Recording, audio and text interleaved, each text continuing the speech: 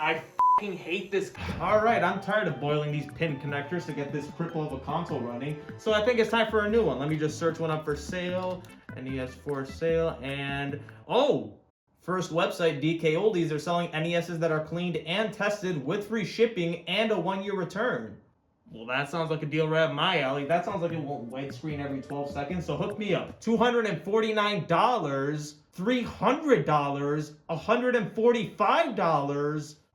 What the hell kind of systems are they selling? Retro gaming. It's a beautiful thing full of people trying to sell the systems that they never use anymore and scammers trying to rip people off for their nostalgia. Thousands of people are selling their old junk collecting dust on places like eBay and Amazon. And if you don't feel like selling it yourself, then there are hundreds of thousands of websites and retro game stores willing to buy your old junk system for like 30 bucks before turning around and selling it for hundreds of dollars. And none of these online retro game stores are more well known than DKOldies. Now, you may have heard of DKOldies, especially if you've attempted to get into retro gaming like I have. They're the first website that appears anytime you search for a game that's considered retro, literally every time. What's up with that? How'd you do that? Would you bribe them?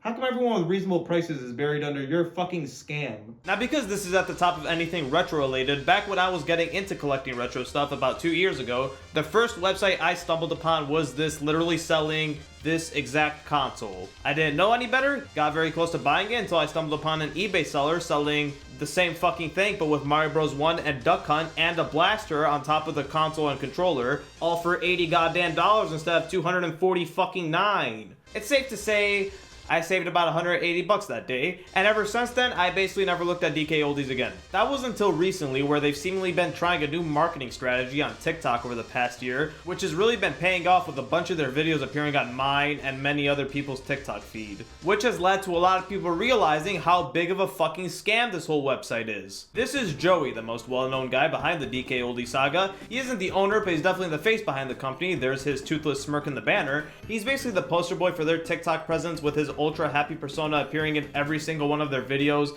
posting random stuff like this, where he's making the quote ultimate Nintendo GameCubes by attaching a bunch of random adapters, the LCD monitor and stuff like that. And as the top comment very beautifully puts it, in his attempt to make the ultimate GameCube, he instead made a Game Boy Advanced. But definitely the most common video they post and the most markety feeling out of all of them are the ones where they package a random person's order, give them a useless gift, and then ship it off. They've even done this with little fucking Yachty, because I guess he bought something off them for like around $1,000. Take a look at what you got. You picked out some fantastic games for this order. There's stuff for 5 different consoles here.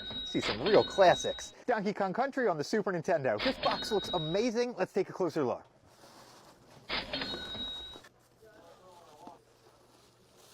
Since your order got picked to be filmed and you had a song in the Sonic movie, I'm throwing in a copy of Sonic Adventure. Look, I know you're rich, but you just at the very least spent around like $800. And I know you spent more than that because there was a couple things in that box that I couldn't identify. So around 800, potentially over 1,000, buying a couple things off DKOldies. You go over to literally any retro game store in your local metropolitan area, chances are you could have saved around 300 or 400 bucks, but hey, at least you got Sonic Adventure for free. And this is essentially how they get you. They're the first website to pop up. All the marketing, it's super simple to buy stuff off their website, and they're the only real website dedicated to selling exclusively retro stuff, so you don't have to drive anywhere. Just go on their website, search for what you want, and it'll show up to your house in about a week. And in my opinion, that's a wonderful concept. As an avid collector of retro things, having a website dedicated to this niche is great. But the people behind these prices have accommodated for inflation that doesn't fucking exist yet. They have accommodated for inflation in the year 2135. Because every single item on here is mind-bogglingly expensive. Seriously, on sale or not, I don't think I've stumbled upon a single game or console that's at equal price with the dudes that are selling it on eBay. Which is again how they get these poor grandmas that are just trying to get something for their grandkid. They think that this website's the only option. I mean, they could go on eBay, they could go on it, but what's the perception of eBay? That's where the scammers are, not realizing that the real scammers are the website that they're buying a $300 NES off of. I don't know what NESs they're selling here. I don't know what the hell is on those cartridges that makes them worth $300. Maybe the pins are laced with gold. Maybe it doesn't white screen every time a grain of dust gets inside of it. But what I do know is that it's not worth that price. And if you think it's that expensive because it comes with 4 games, let me tell you, first of all, unless those cartridges are coming with the box, which they're not, then those 4 games will not even add up to $100, let alone anywhere near 300. We are talking about Mario and Duck Hunt, Mario Bros. 2, and Mario Bros. 3. Those are 3 of the most common NES games in existence. And also Mario Bros. 2 is there. If you walk into the attic of a house that was built in the 1980s, 60% of the time you're gonna find one of those games up there. Probably not Mario Bros. 2. But let's just pretend that it's $300 because of those games. Okay, so how much is the NES alone? Well, it's on sale for $100, which still is a bit overpriced but manageable. But when it's not on sale, usually you'll be able to buy the NES for the low price of $200. God damn! That is if these sales ever even end, because every time I go on this website, half the shit is discounted. And there is no date anywhere letting you know when the sale ends. I looked, I couldn't find it. So who knows, maybe they're fake discounts, trying to create a rush to get you to buy items quickly before the sale ends at an undisclosed date. Maybe in 2132 when the inflation finally catches up. And let me just clarify that I'm not saying that they are doing this. This is all just speculation. I haven't studied this website enough to figure out whether these sales are real or not, because guess what?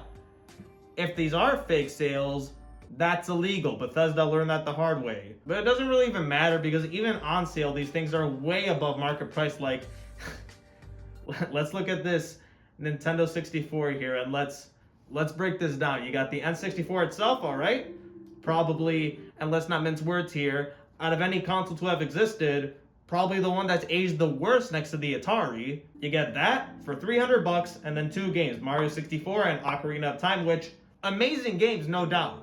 But for $300, those are shit games now. Can you imagine if Joey and Co. got their hands on a PS5 or Series X?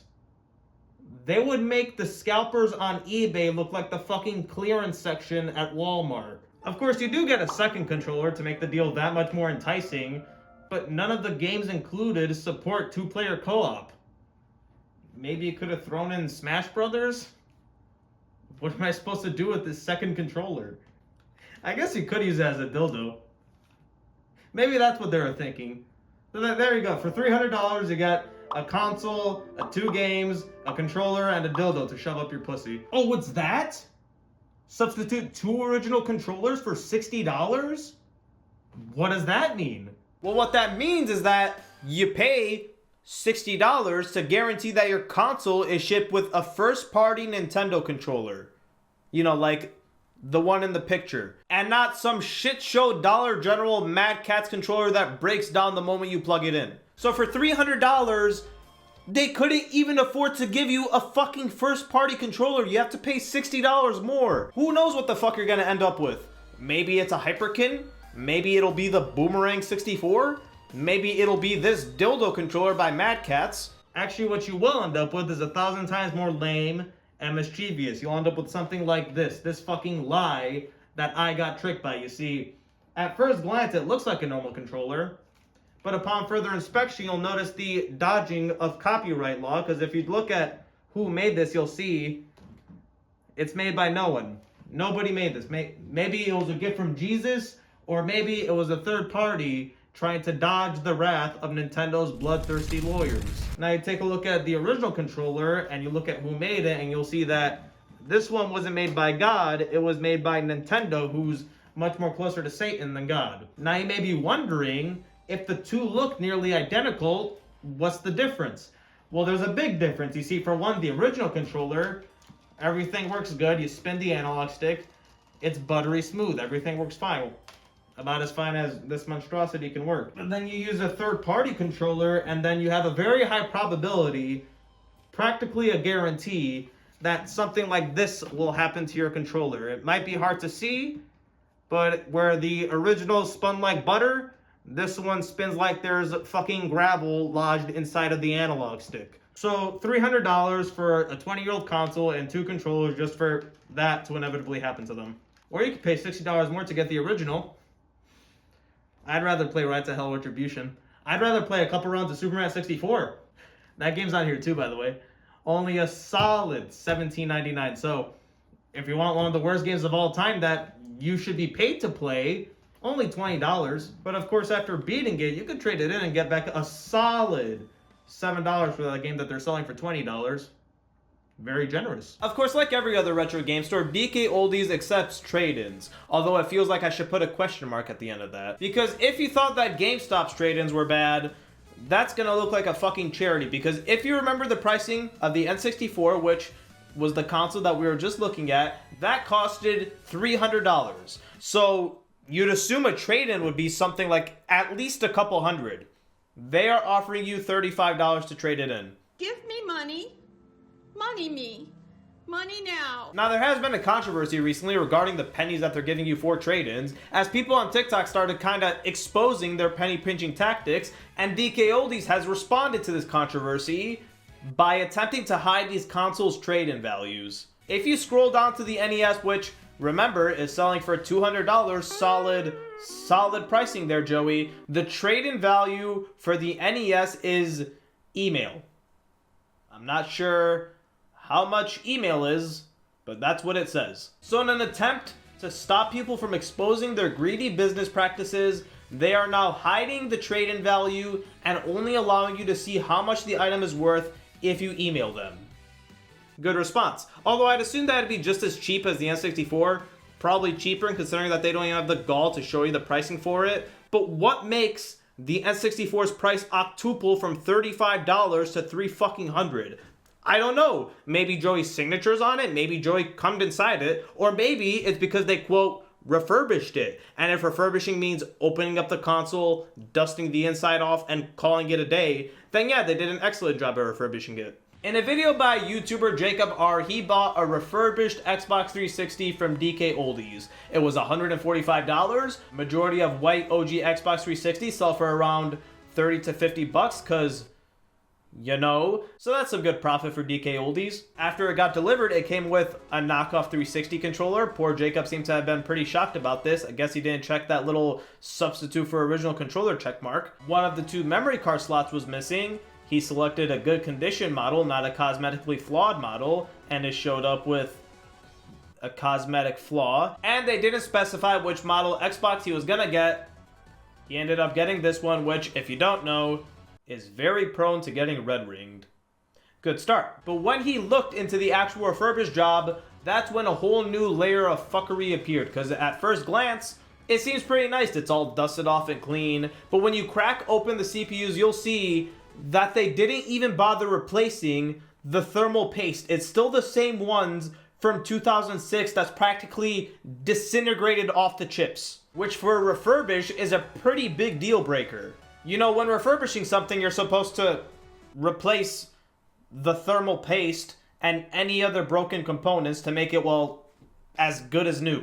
And very clearly, other than dusting, they didn't do that. And after this video came out, people in the comments of their TikTok started calling them out for their half-assed refurbishing tactics, and their response was to delete those comments. Yesterday I made a video showing a few things that were odd about this refurbished Xbox 360 that I paid $145 for from DKOldies. Ironically, they posted a video about refurbishing a PS2 just minutes after I posted my video. And that video had dozens of comments mentioning the refurbished 360 that I had bought from them, but then I checked again this morning and poof, all of those comments were gone. Fortunately, I did screenshot a few of those last night. Now, they have responded to the complaints about pricing a few times, saying that they want to make it as low as possible. And honestly, I want to believe that the people on their TikTok feed seem pretty passionate, and if they do eventually lower their prices, then you know what? More power to them. Well done. But the fact that the prices are this expensive and refurbishments are this lazy, and they're continuously trying to hide stuff like the comments and how much they give you for trade-ins, it leaves me with a bit of doubt. Hopefully with all the backlash, they'll change it and make things cheaper. Like I said, as a collector of these retro things, I would love to have a website like this. But with all these shady tactics, I'm not so sure. So after all that, I don't know if I'm gonna buy an NES off them. I mean, I guess I could always boil the pin connectors again. You know what? I think I'm just gonna keep fiddling with it.